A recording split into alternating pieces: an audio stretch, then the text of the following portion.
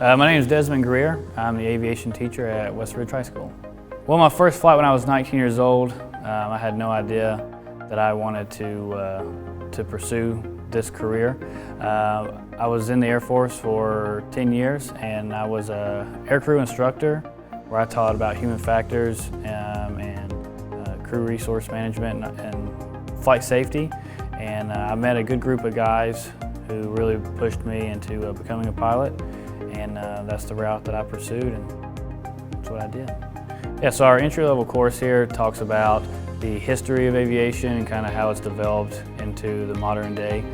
We're going over components of aircraft and the basic knowledge of what this part does and what that part does in aircraft, helicopters, and our drones as well, our UASs, unmanned aircraft systems. In our next couple of classes we have, we're going to be going into the ground portion of the private pilot.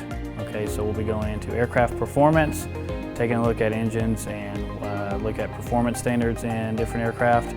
We're going to be going over flight planning and airport operations and continuing on with that ground school.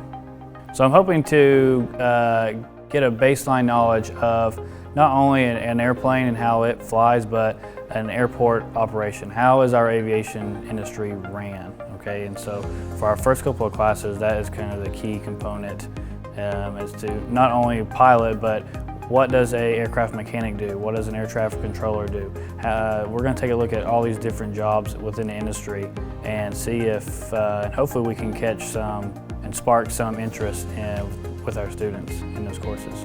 I like students who are energetic and that want to put